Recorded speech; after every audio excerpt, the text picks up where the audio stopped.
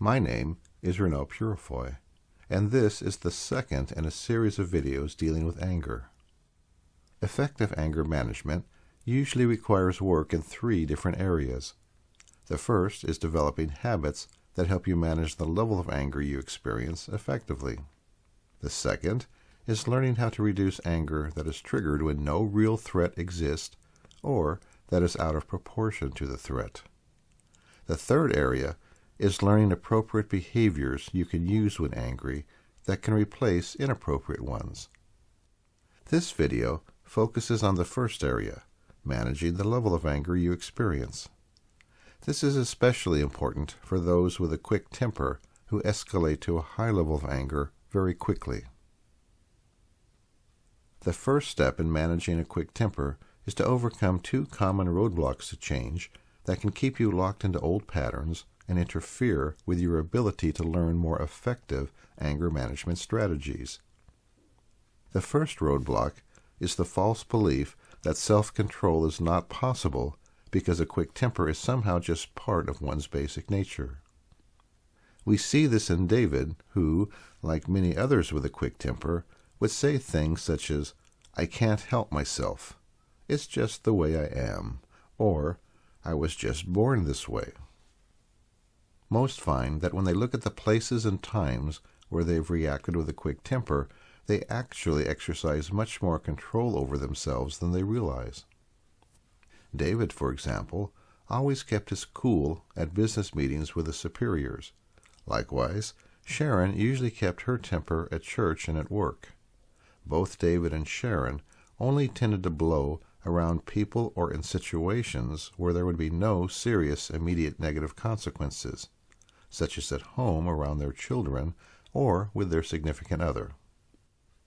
The second roadblock to change is the habit of minimizing the consequences of mismanaged anger. When discussing her angry outburst towards her children, Sharon initially commented, "Basically, I'm a pretty good mom. We have lots of fun together, and you know how easily kids bounce back from things. My kids know I don't really mean it."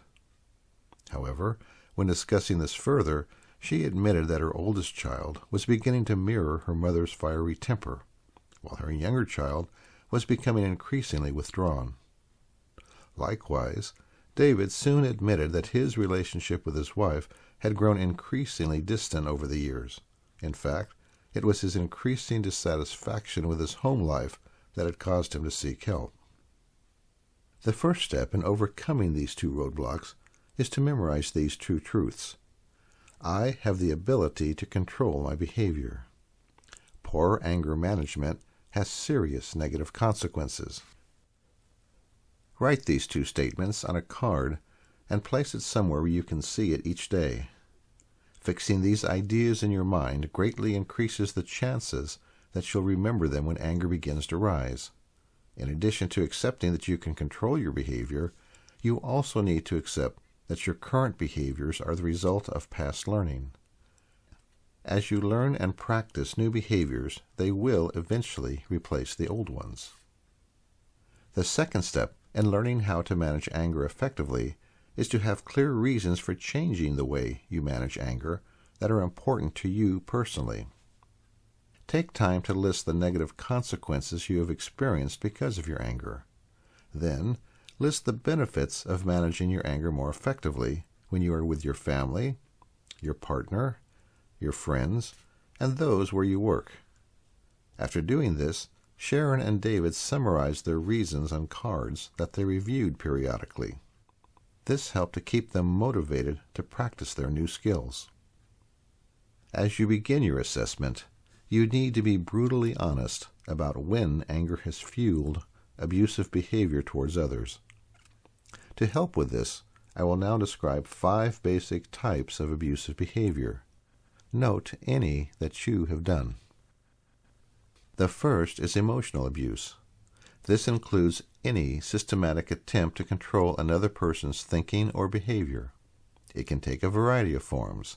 One is repeated communication that causes unnecessary mental suffering, like calling someone stupid, belittling or blaming them, humiliating them, falsely and unreasonably accusing them, or threatening to abandon them. The second type of abuse is physical abuse. This is the use of physical force in any form against another person for any purpose other than self-defense. This includes any form of assault with or without an object, such as slapping, grabbing, shoving, pushing, pulling, kicking, choking, or scratching. It also includes forcing someone to do something or to go someplace against his or her will, as well as preventing someone from doing something they want to do or going someplace they wish to go to. The third type of abuse is sexual abuse. This occurs whenever one person forces another person to engage in any type of sexual activity against his or her will. This not only includes rape, but any form of touching or kissing. It also includes things such as forcing someone to look at sexual material they don't want to see, or treating them like a sex object. Because children wish to please parents and adult caregivers, they are easily manipulated. The sexual abuse of children includes enticing or encouraging them to do any type of inappropriate sexual activity. The fourth type of abuse is financial abuse. This is the use of money to gain power or control in a relationship. It can include allowing a partner to have only a meager allowance, denying access to money, forcing or forbidding someone to work, making someone earn money, stealing, refusing to work, ruining one's credit, destroying property, or getting someone fired or evicted. The fifth type of abuse is spiritual abuse. This takes two forms. The first is when someone uses religion or spiritual beliefs to justify the abuse of another, or demeaning their beliefs, not allowing them to follow their religious or cultural practices, or forcing them to do things against their religious beliefs.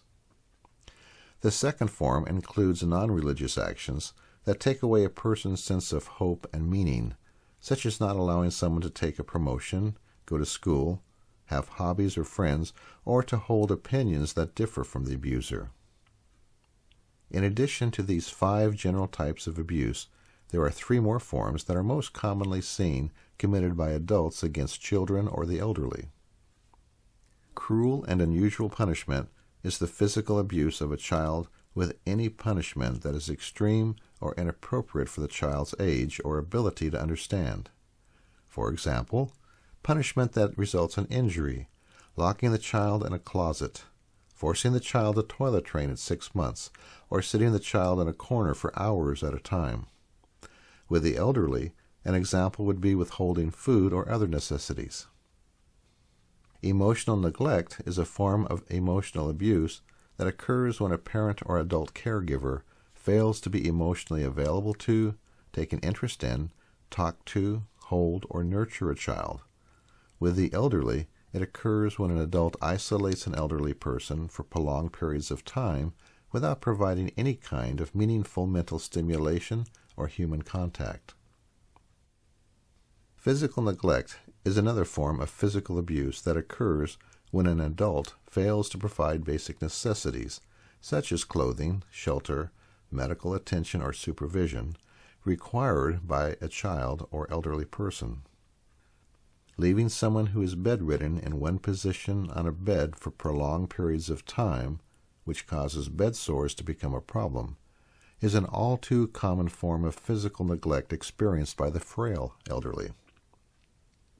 As children, Sharon and David each experienced one or more of these forms of abuse from angry and often out-of-control parents.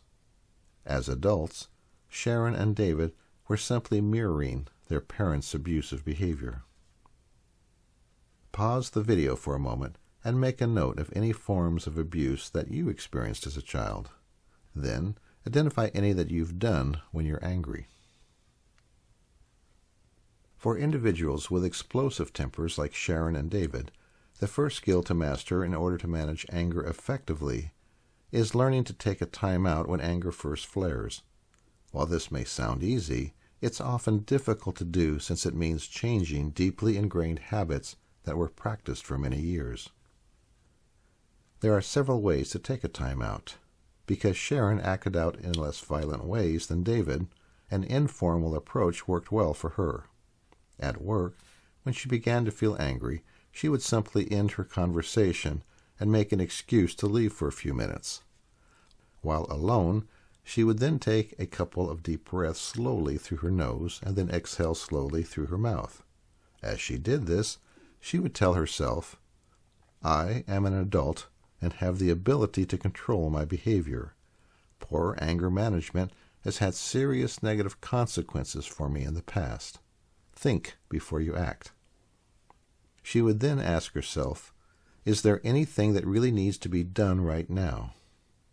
Put off all of the little stuff until you're calm. Usually, her anger lasted only a few minutes, but sometimes she needed as long as a half hour to cool down. At those times, she would take a break and walk around the building or do a task that she could do all by herself. At home, Sharon found that her timeouts had to be more structured. This is a common experience. The social pressure of being in public and having others watching usually helps people control their behavior. In the privacy of their home, without that pressure, they may become more abusive. When Sharon's two children misbehavior towards her and each other triggered excessive anger, Sharon learned to say, "We all need a timeout." This meant that if the children were playing together, they would separate, and everyone would go to his or her own room. Sharon found that the delay in taking action actually helped her become a much more effective parent. After a while, when a new or unusual behavior occurred, she could even wait until the next day to decide what to do. A good night's sleep with some distance helped her become more objective and reasonable in her response. While David was able to use a similar approach at work, he was acting out his anger in much more abusive ways than Sharon at home. Because of this, he needed a more structured approach for his timeouts around his wife. Here are the 3 steps for this type of structured timeout. Step 1. Say, "I'm beginning to feel angry and need a timeout." One problem with inappropriate behavior is that it's usually fairly unconscious. Making this statement focuses your awareness on what you are doing. It also puts you in charge of your behavior. A statement such as, "You're making me angry," or "You're making me lose control," places the responsibility for your anger on the other person. Because such statements are blaming, they also tend to escalate the conflict. By stating, "I'm beginning to feel angry," you immediately take responsibility for your emotions. David began to practice making this statement to his wife and taking a timeout whenever they were engaged in an activity that escalated his anger. Step 2. Leave for an hour. To gain time to cool down, leave for an hour. If your level of arousal is not too great, you may be able to simply go to a different room. In order for this type of timeout to work, the other person has to agree to leave you alone. If he or she is not able to do this, leave the house or place where you are and take a walk or go someplace far enough away where you will be left alone. If you have children whose normal activities make it difficult to cool down, you may need to go outside or take a walk. During your timeout, it's helpful to do something physical. This discharges the physical arousal that anger produces and helps you focus on something other than what triggered your anger. Do not drink or use drugs during this cooling down period. You may think that they'll cool your anger and deaden any guilt or loneliness you might be feeling. However, I cannot state strongly enough how destructive this is. Using alcohol or any other drug to manage painful feelings always makes the problem worse. It's also best if you don't drive. Driving when you're angry can be very dangerous for both you and others on the road. Step 3. Return and check in.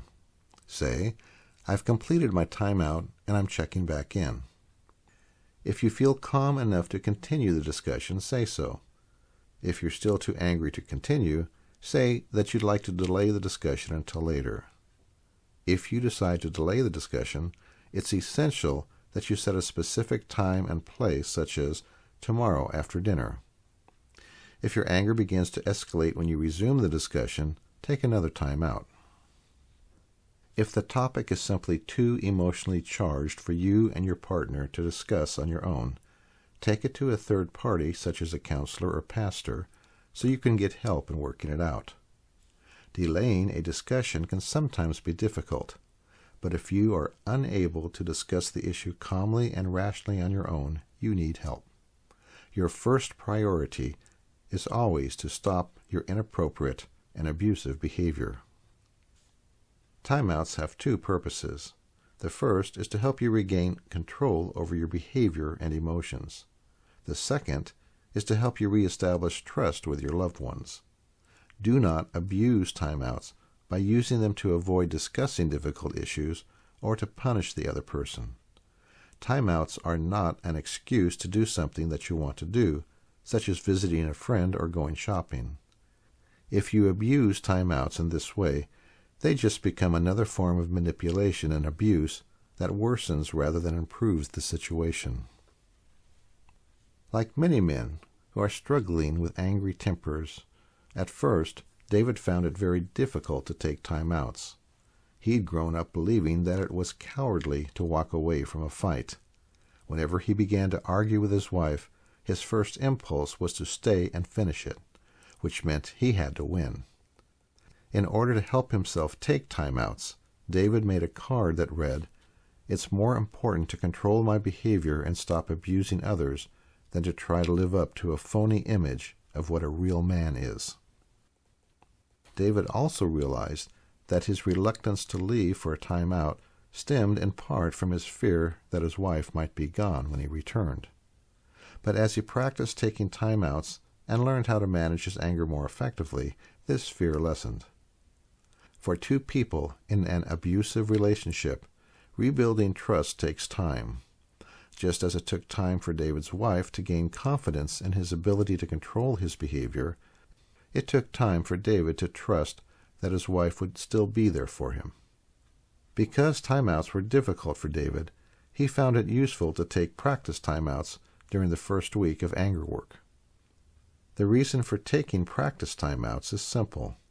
If you can't take a timeout when you don't need one, you won't take it when you do need one. The 3 steps for a practice timeout are: first, take your practice timeout when you are not feeling angry. Second, announce what you are doing by saying, "I'm not beginning to feel angry, but I want to take a practice timeout." Third, leave for only a half hour. Finally, when you return, check back by telling your partner, "I've completed my practice timeout and I'm just checking back in." All of the information in this video has been taken from the book Anger, Taming the Beast. Clicking on the image of the book takes you to more information about it. Clicking on the subscription button takes you to the homepage of my channel, where you will find videos on other topics as well as information on this and other books.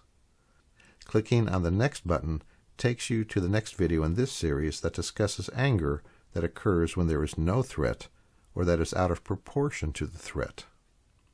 The 4th video focuses on learning appropriate actions you can take when angry. Thank you for viewing my presentation. I hope it has given you some useful skills for managing a quick temper. If it has, please click on the like button before leaving.